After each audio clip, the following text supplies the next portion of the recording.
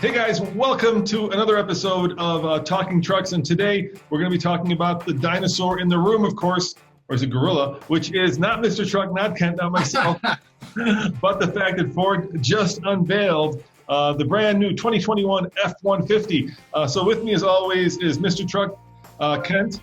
Say hi. Hey. And Andre's calling in from the road. Hey Andre, managing editor of TFL Truck. Hey guys, welcome to TFL Talking Trucks. I am in the middle of Nebraska, and I am in a Ram heavy-duty truck because I'm driving it from Michigan to our headquarters in Colorado for some testing.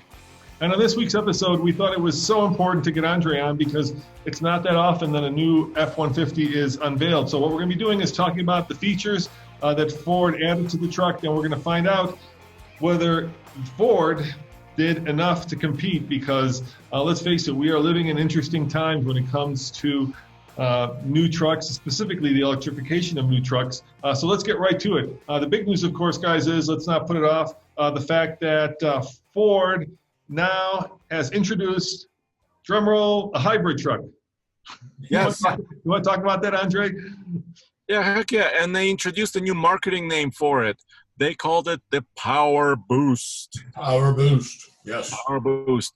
But basically, so Mr. Truck and I actually were very fortunate. About a year ago, we went on a 2020 Ford Explorer launch, and they did have a Explorer hybrid that we were able to test. And this F-150, the brand new one in 2021, has a very similar organization about how they do their gas-electric hybrid, although the engine is different. In the F-150, they're using the 3.5-liter, their twin-turbo V6, so one of their most powerful and most torquey gas engines. And they're mating it with a 10-speed automatic transmission, but they're sandwiching the electric motor inside of that between the transmission and the engine. So it's a full hybrid. It can operate in electric mode, gas mode, or both, but it won't go on electricity for very long. Yeah, Kent, what do you think? Is the world ready for hybrid F-150s? Yes, I think they are. They're maybe not ready for a full electric, but I think the hybrid is going to work really well. I mean, I know last night I watched your video. Andre was on there as a guest kind of call-in guy, and he was talking about, the MPG would be in the city would be important because, like I had a Fusion and it got really good city gas mileage, better than it did on a highway. And, I'm not impressed by 700 miles. My truck now gets 700 and some miles with a 36-gallon tank on a 3.5 at 23 miles a gallon. They're claiming that's what they ran this at 23 miles to the gallon and with a 30-gallon tank. But if it does amazing things in the city, that'll be such a big thing. Plus all the power advantages you have. And, and you got that regenerative braking in the city. I mean, that's the number I really want to see is how kind of fuel mileage it gives roaming around in town. Yeah, we can kind of take a guess at it. I mean, if you do the math, right, it comes out to just around 30 mpg. So that is certainly within like diesel truck numbers on the highway. So if they can get a number that's 30 mpg combined on an F-150, that's pretty impressive. But wait a minute, it's not. That wasn't my calculation. What's your calculation? So I looked.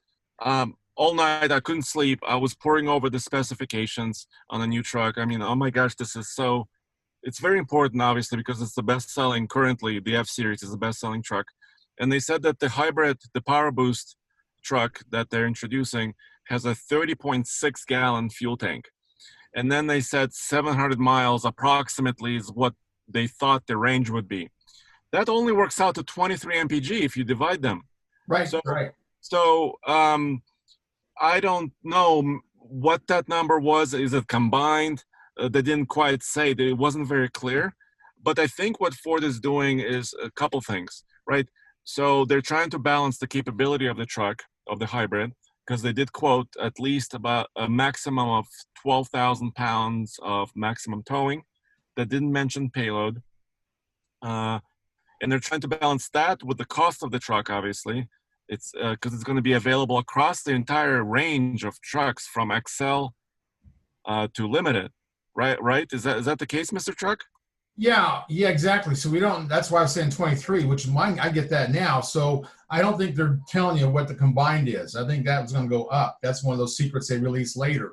and all that stuff. And that's going to be the big cool thing. Yeah, let's just get that out of the way right now. There's a bunch of things that they didn't tell us. They didn't tell us how much it's going to cost. They didn't tell us fuel economy. They didn't tell us horsepower. They didn't tell us capability in terms of tow rating or payload.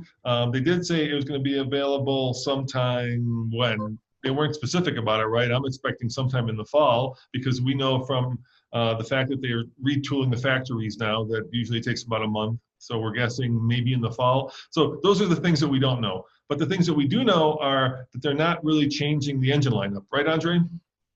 Yeah, correct. So they kept the 3.3 liter naturally aspirated gas V6, but they made it now to, I'm sorry, there's a Nebraska semi coming by. I apologize about that. So the 3.3 liter gas engine stays. They're now making it to a 10-speed automatic. The 2.7 liter EcoBoost stays. The 3.5 liter EcoBoost stays. The 5 liter V8, the Coyote is staying, which I was really pleased to know. I was shocked. The 3 liter diesel is also staying. Yeah, why are they keeping the diesel, dude? I mean, that's got to be the we don't know, but I'm guessing that's the slowest selling of the current lineup. They have to keep it. The competition insists that they keep it. That's how that works. Yeah, I guess you're right. I mean, Chevy has a new one, and of course, so does Ram. So they're stuck with kind of that old diesel that used to be, a Land Rover engine for a long time. All right, let's keep talking about the new stuff, not the old stuff. So first, we've got the hybrid. The next cool thing, I suppose, is that they also came out with this really funky seating position where you can actually sleep in the truck, Kent. Right? Yeah, I love it. I can eat breakfast at the table that folds down. I got the chair that lays down. I can take naps every 10 miles. It's great. But guys, look, I'm in the Ram. If you're watching this on YouTube, I'm sorry if you're just listening to it, but I'm going to try to recline. This is a Ram heavy-duty truck. No, that's I cannot get all flat. I cannot. The Chevy rental truck I had in Indiana, the passenger side went totally flat. I thought that was kind of neat, but yeah. So Ford's not the first one, but yeah, powered folding seats. Yeah, it's cool because it does two things, right? It not only, you might be thinking out there, it just folds the back part of the seat down, but it also lifts the bottom cushion up, making a flat surface, right? The one thing that Ford did say is it's going to be available in the upper trims, right? So it's going to be like Longhorn or platinum, premium, not necessarily in the XLT. Probably King Ranch.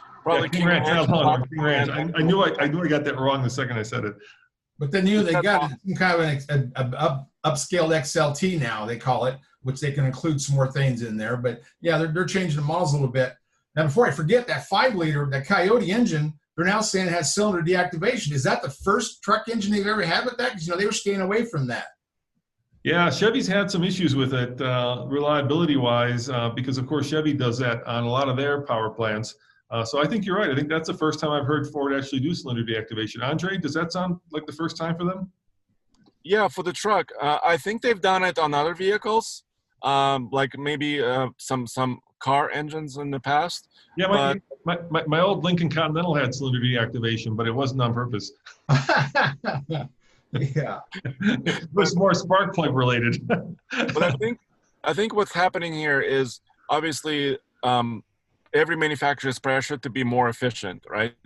And I'm glad that at least Ford felt like the V8 was still necessary, even though their EcoBoost twin turbo engines are very popular right now because they've been around for almost 10 years and now they're one of their best selling engines. But I'm glad they kept the Coyote because it sounds great and they're trying to make it more efficient. And by the way, they also made the truck more aerodynamic.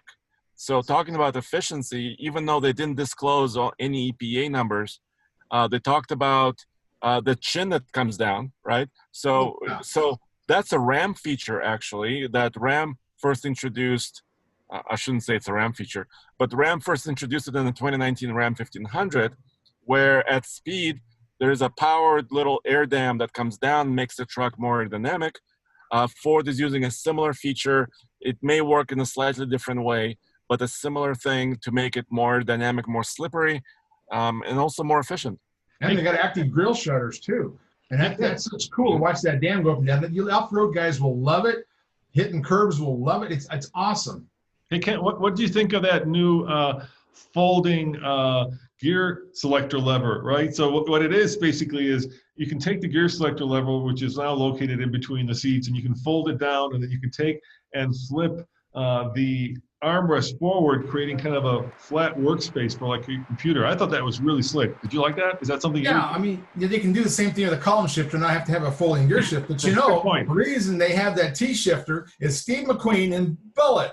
Everybody wanted that old Mustang with that Hurst T-shifter making you feel a little macho when you're driving. So Ford thinks, yeah, these guys all want to play with the T-shifter. That's why they left it there. It's really a popular option. But that is so awesome. It folds forward. I've been sleeping and living in trucks for years. I mean, I had a little RAM gadget that went up and put my laptop on so I could see it. I had a Cabela's little thing in the middle seat that I put my laptop on. But, man, think about having eating in there and you and your computer and playing cards in there. I think it's wonderful. All right. How about the 12-inch screen? I mean, that's something, of course, that Ram first introduced, but now Ford's bringing in a 12-inch screen. They got two of them. They got the one in the middle, it's all horizontal. Then the main gauge cluster is 12 inches of, it's all video thing. That's neat. I almost like the vertical or the horizontal one better than the vertical one in Ram, the way I look at things. But, yeah, I think it's cool. There's so much electronics. They had to go to a hybrid because they got so many electronics. You got a zillion buttons you push it in there. You need a lot of power. They're going to start putting these giant 24-volt batteries in them next. Yeah, and Andre, speaking of technology, Ford is now also doing over-the-air updates, right? Including hardware for the truck that allows it to eventually become self-driving. Yeah, they did announce that. Sync 4 is their next major update, major version. Right now, I believe they're on a 3.4 version of their infotainment system. And what I hear from people who are familiar with the design, and actually they announced a lot of this already, that the look and feel will remain mostly the same.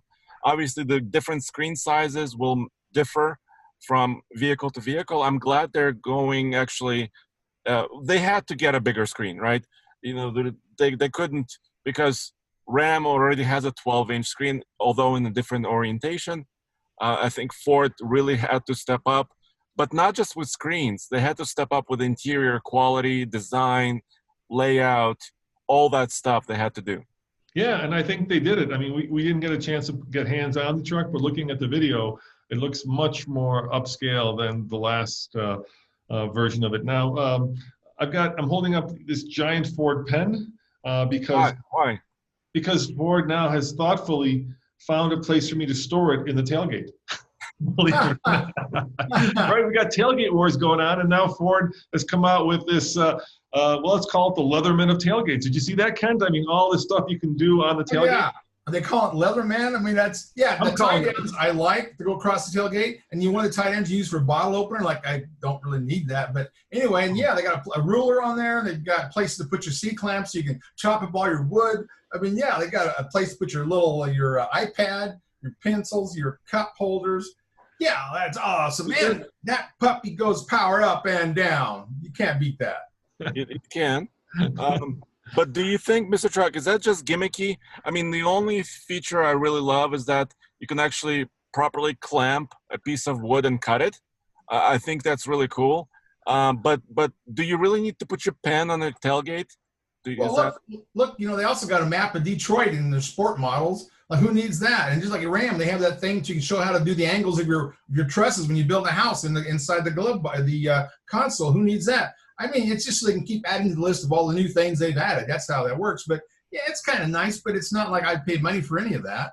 All right, how about would you pay for the new inverters? Because next to that tailgate are now big old electric plugs where you can, depending on which version you get, you can actually plug in things like let's say mixers to make your Friday afternoon margaritas, Kent, if that's what you drink. Or if you actually want to use it for something more practical, you can plug in power equipment. And there's two, right? There's a 7 kilowatt hour one, which is a pretty big one. And then there's a smaller one, which I think is pretty cool. I mean, you could go and do some pretty badass camping and power your whole little tent setup. That's the whole thing, is you got your own, power inverter. That's a quieter generator. You could run, your RVs. You could charge all that stuff and not have to have all those little tag-along generators. But no, that is so cool. And that's available in all the models. Throw down the work truck. Of course, the work truck guys need it. But yeah, with the 7.2, you can just power anything. With the 2.2 or 2.4, the other part where you can decide whichever one you want. I mean, that is really good. And then if you don't get the hybrid, they also have it so you can get a 2 kilowatt one off of like 2 truck batteries, so that everybody can use it for some things. So there's a lot of options of doing with batteries. And that is so awesome. But yeah, having power, that's one thing I wish I had in my 150 was just a plug in the bed. My plugs are all in the cab. What am I going to plug in the cab? Yeah, Andrea, I mean, you could use it for what? You got a boat that you're towing around. I guess you could use it to power your boat. I don't know. I'm not going to mention margaritas. Actually, I've never seen Mr. Truck drink a margarita, so I don't think are you more of a beer guy, Kent? I'm whatever 007 drinks. I'm a martini guy, dude. No, I'm a martini. Shaken, not stirred. No, I mean, Roman, the possibilities are endless. I mean, remember recently we did a video where we used a Honda generator to try to charge an electric car. And this with 7 kilowatt power available, that's an optional inverter in the new F-150. I mean, the possibilities are endless. They showed up to 4 plugs at once. I believe you can actually plug in at the same time, so you can run 4 different things. That's really great. And boating, camping, or working, everything I think will benefit from that. Yeah, that's what you can do. For all those Teslas that tried to tow trailers that are parked all around the country waiting to get charged, you can run around and help those poor guys who think they can tow trailers with a Tesla. There is a caveat. I believe you have to have the engine running for those to work. So you're just shifting where you're getting, for all you guys who are wondering, is this environmentally friendly or not? You're kind of just shifting where you're burning the oil, at the power plant versus now inside your truck, right? I mean, it just shifts it. It doesn't necessarily help in terms of making things more green. What you're doing Go ahead. And that's because the hybrid has a pretty small battery, right? Yeah, 1.5 kilowatt hour, which compared to like our long-term Tesla, which has 100, is pretty tiny. It's basically the same hybrid that's in the Escape right now. The same battery size. That'd be hard to have though when you're out doing your test, is to take that and compare like a Honda generator to the Ford. Yeah. Charging up an RV and see which one uses the most fuel. That's a really good test to do. Yeah, that's something that definitely should be on our to-do list. So thanks, Ken. Let's keep going now. The other cool thing that they were showing was this little touch screen on the screen that allows you to actually configure where the different lights are on the truck. So if you're out working at night, or if you're out camping, you can actually change, which light is lighting what part of your local campsite or your local work site. It's really cool. Yeah, I like the outside lighting. That's just so awesome. You don't sound convinced, Ken. You don't sound convinced that you care about lights. Well, I work at night too, sometimes when I'm not supposed to be, but no, it's a good thing out there to have more lights. And you got all this power, you might as well hook up. Dude, our drive-in movie theaters powered by your truck. Yeah, it'd be awesome. All right, Andre, how about styling? To me, it looks very similar to the current truck. I know it's more aerodynamic, but if you were to put the two together, I think you'd have a hard time telling them apart. The lights are a little different, and I'm going to say it because people have been saying it. This is not me, but a lot of people are seeing a lot of GMC in the current headlight design, especially of the 2021 F-150. Yeah, I think we can transition now. This is a good segue because I really want to get to the bottom of this. Did they do enough to redesign the new F-150 or did they not? And I think we can use styling to kind of kick that off. And so they made a statement because we were all watching the live reveal and all the information that they put out. They said every exterior panel is new on the new 2021 F-150. And I trust them. Obviously, they designed it, they tweaked it in the wind tunnels and all that stuff. But if you don't look at the headlights, I couldn't tell that it was redesigned. Yes, the front end is distinct. I can tell them apart because I'm the managing editor of a truck outlet, right? It's my job to understand how it's different. But could your wife tell them apart? But I don't know if my wife could. Just from a distance, she would probably recognize it as a Ford. So that's important. I think they kept that distinctive, kink in the window in the front, right? They kept that kind of character of a Ford truck, but it's very evolutionary. It wasn't, they didn't go with like vertical headlights or something else that's crazy. And then in the back, it's even harder to tell them apart, right? In the rear, it kind of looks like, well, it looks good, but it doesn't look different from what it was. What do you think, Ken? Are you a fan of the design language? Who needs 11 different grills, for crying out loud? You can't even figure them out. I mean, yeah, too many choices, but no. Yeah, maybe five. Yeah, they're bragging about 11, but you look at the King Ranch things on there. They put those little embossed flags in the corners, which I really like. It's steel flags, and then they have a horse collar in there somewhere, and then they got a horse carriage thing engraved in there. Well, the horse carriages weren't for the King Ranch. The cowboys didn't go to the little carriage, jump off their little wagon, and go inside. No, that's for the doctors and the businessmen. So they're kind of mixing up their demographics there. But yeah, I mean, it's cool. I really like the dash, the way the layout is, a little bar in the middle. There's several things that they've done, I think, that look really good. And, I think there's 3 headlight configurations, but the mirrors are shaped different. There's a lot of things that are different on it. But yeah, I couldn't look from the side. I couldn't tell a difference at all. But And how about size-wise, Andre? You looked at the specs. It's very similar, right? They didn't make, usually they can change the specs, either make it taller or longer or wider. None of that really. Yeah, as far as the wheelbases are the same. Is that true, Mr. Truck? What are you signaling? It says that the tires are 3/4 inch more to the outside. It's less than ½ inch on each side. Who's going to notice that? I mean, it's not going to give you a big difference in handling, but 3/4 of an inch wider tire track. So the question is, did they change the chassis around, or did they keep the chassis? And right now the feeling is maybe they kept the same chassis, or at least a very similar version of the current one. That's what it sounds like. So, but I think when they redesigned the truck previously in 2015, the previous generation of the F-150, they did a lot of work on that frame, right? It was a huge, I would say, leap in what they did in as far as frame design. It was much more rigid, much more strong. It was safer, etc. And I think probably they said, it was redesigned already. Why, just we don't need to redesign it again. So I think I kind of understand that. And then the dimensions overall for all the cab sizes are the same, including the interior volume as far as like leg room or headroom or hip room on a crew cab is the same. So from that standpoint, they're calling it the all-new truck, but from that standpoint, it doesn't seem all new. When you think about how Chevrolet redesigned their Silverado in 2019, they kept the engines. Like GM kept their engines mostly intact, but they changed the wheelbases, they updated the frame, they updated the bed, brand new cab. The styling was controversial, right? That felt like an all-new truck. This Ford feels like it's improving, it's getting a lot of new features, but it's not all new. Yeah, and that's really the heart of this question, right? We're at a time right now where I think it's fair to say, guys, that electric trucks are the most exciting thing that's happened in the automotive world, and that just includes all cars, right?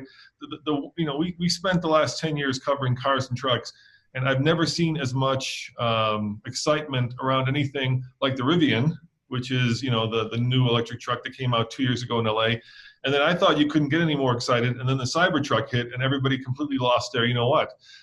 So within a period of, I would say realistically, a year, maybe less actually, probably more like 8 months, right? 6 months, we're going to see electric trucks hit the market.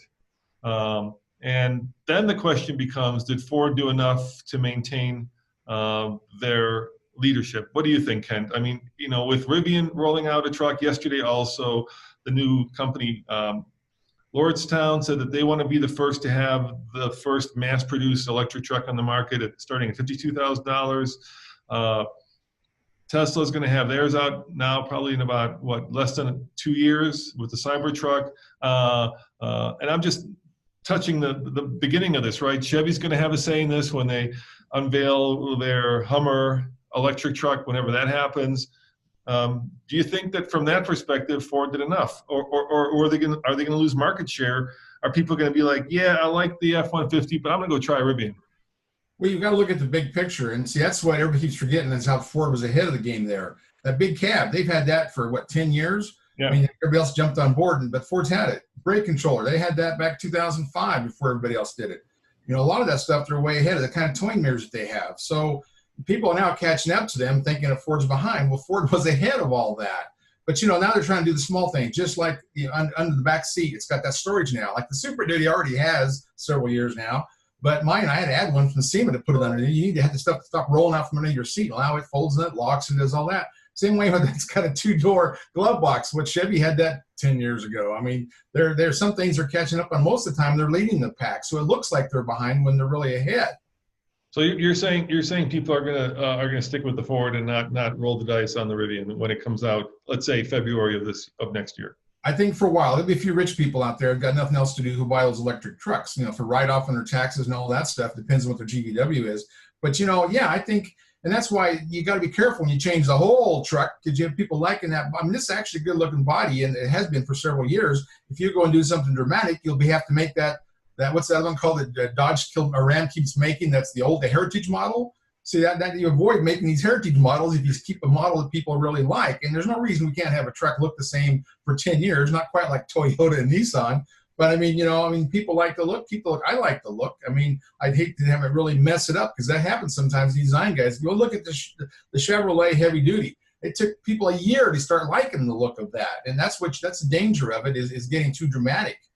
So what do you think, Andre? Are people going to roll the dice on electric trucks, or are they going to stay with the tried and true blue oval? Well, I think Ford is obviously introducing electricity slowly. Yeah. The hybrid is the example, right? And will a Rivian truck in combination with Lordstown, maybe some others, some smaller companies like Bollinger, will they put a dent in the Ford sales?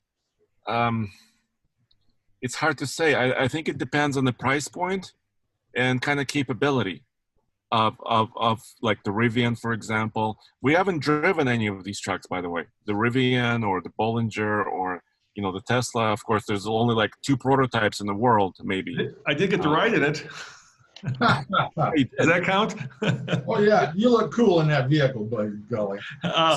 So I was talking to Alex Dykes, Alex on Autos, and I said the same question to him: do they do enough? And he made an interesting point. He said he won't take electric trucks seriously until you sell at least 100,000 of them, and that's a good point. I mean, you know, it's an unproven technology. 100K is a big number. And then I thought to myself, that's true, Alex, but if you're going to wait till you sell 100,000 of them to take it seriously, you're already behind the ball. At that point, you're already playing catch up. It's a dangerous game, but I think Ford's been there. I mean, obviously they're watching their competition, as is everybody else. Yesterday, like you said, Roman, Rivian made an announcement, Lordstown made an announcement, Ram made an announcement with the TRX. So I think they're all watching each other very carefully.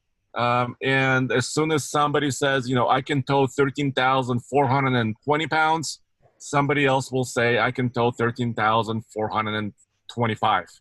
You know, Kent, you wrote an email. You said, you know, when you're the big dog, all the little dogs gang up on you. That's kind of what it felt like yesterday when all the other manufacturers were out there trying to steal the limelight with their own announcements. That's true. Just like what Ram has done. You know, they're starting to talk about all kinds of things they can do with a hybrid. And yeah, that's how it works. You know, they're very competitive. And that's, you know, that's what they cool. And Ford, you know, went on a lot of things that I think need fixed, like voice recognition. They said he improved that. Well, I have to yell at my stupid truck. It never does work right on navigation. There's a lot of things like that that just irritate the hell out of me. But, you know, the projector headlights, all those things, they're catching up somewhat too. The brake controller confuses me because one picture shows it above the Pro Trader Assist, one picture shows it below, and they moved the Super Duty up there, and I complained about that until they moved it. And now I thought they had fixed that in the 150, but we'll see. And then, you know, they got a headlight that looks around the corner. I think Ram or somebody has that already too. So that's what they do. If they see a feature that the other guys have that really is popular, of course they're going to jump all over it. That's what they do. And pretty soon they're going to keep adding so many things to it. And there you are. Now they're really getting tricky on the numbers too. You know, they talk about the hybrids will be over 12,000 towing and all that, but then they'll say it's best in class for whatever it is, trailering, for payload, and then they'll they'll switch part of that over to just 150s in general. So they're trying to hide some of the numbers. So it almost looks to me like, of course, you're going to have the highest horsepower out with that extra motor on the hybrid, and they're going to try to probably do a higher tow rating with that truck. But we'll see which way they go with that. But of course, they want to be the number one in each class. They love being the top of the class. That seems to be a big goal in OEMs, is, leading class, leading stuff. Yeah, and Andre, there's one manufacturer that we haven't talked about, and we should, because they certainly are the leader in hybrid technology, and that is Toyota. And we're pretty sure, about as sure as we can be, that the next generation of Tundra is going to be a hybrid. It's going to be a V6 twin turbo hybrid. And Toyota started the hybrid vehicle right back with the Prius. Now, gosh, almost 30 years ago. And so you got to wonder if Ford tried to anticipate the Tundra by announcing this hybrid before the next Tundra is announced. I think they did, of course. And yeah, I mean, Toyota is still kind of the sleeping giant here. Yes, they don't sell as many trucks as Ford or GM or Ram, but I mean, they have the capability of creating a very special truck. But when I look at the new F-150, I think Ford tweaked the right areas, right? They tweaked as much as we know. We don't know about power or fuel efficiency, but I think they've tweaked the right areas. And I think a Ford customer now, I think that's enough to upgrade, maybe move on to a new truck. But I don't think they made a huge splash like, oh my goodness, now this truck, has air suspension, all four corners, can go up and down, and, You know what I don't get, guys? I mean, for some reason, like Tesla has cornered the market on sexy electric, right? Because everything we do that is Tesla and electric just blows up. People are super interested in it. And what I mean by that, there's a lot of buzz around it. Now, hybrid is kind of the kiss of death, right? Hybrid, to a lot of people, at least from where I'm sitting, which is reading the comments and doing stories, is the boring part of the industry. It just represents things that aren't fun and interesting, right? They're more cerebral. And so I worry because for some reason, electricity has become sexy, whereas hybridization has become boring. And I don't know if that's going to hold true with trucks, but certainly that is a way you could look at it with cars. Yeah, but I think it's a stepping stone. What do you think, Mr. Truck? Exactly. Yeah, you're right. That's what you can't go full electric jump on here for the truck that has to have towing capacity. You got to jump up hybrid first. And I think that makes sense. Get people to understand electricity and what it can do for them, and then you go full electric. No, I think this is the right plan. So I guess I'm wondering, why didn't Ford consider putting in the Aviator power plant? And maybe that's something they're going to put into the Raptor, right? So we got to test drive the Aviator. And the Aviator, if I recall right, has a hybrid, plug-in hybrid system that allows you to drive up to, I think it's like 30 or 40 miles. And then the best part of it is it gives you 600 pound-foot of torque. So is that something that maybe Ford is saving for the Raptor? Because we need to talk about the Raptor. Andre, why don't you talk about? Well, Steve actually asked about the Raptor, and what did Ford say? Yeah, so this is a big topic. Obviously, the Raptor was never mentioned yesterday, right? When Ford revealed the new F-150. They're focused on the F-150 specifically for a reason, obviously, but the Raptor was never mentioned. Sorry about that. I'm at the truck stop. I apologize. But Steven got a chance to ask some of their... Don't apologize for being at a truck stop, Andre. That's where you should be, dude. I know. There's a lot lizard in his back seat. You see that behind him? There's a lot lizard. No, there's nobody.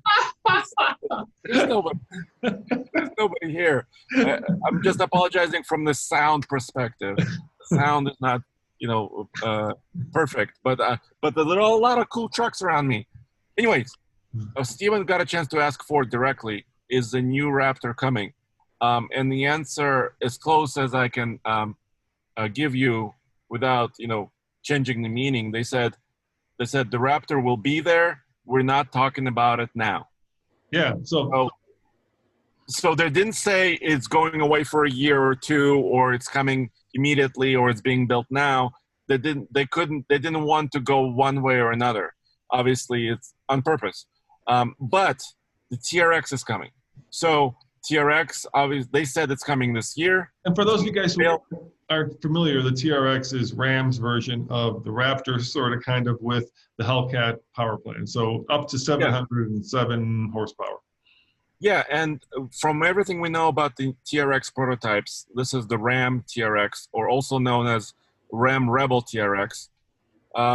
It's got a wide stance, so it's got a lot of travel. It's got a lot of power. It's got four-wheel drive permanent system, according to some of the prototypes we've seen.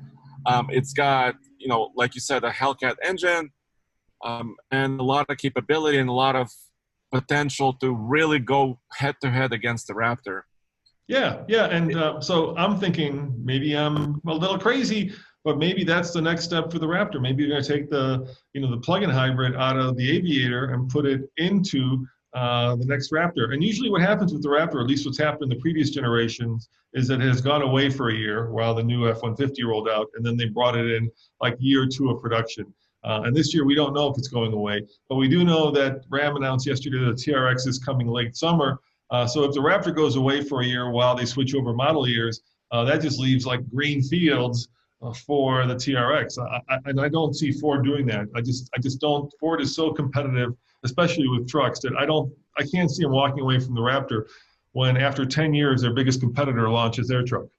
Well, that's what they'll have to do with the Raptor, because that TRX is such a really cool sounding V8. It really rumbles. They'll have to record that and put it in the Raptor when it's on electric mode, so it sounds like a really cool V8.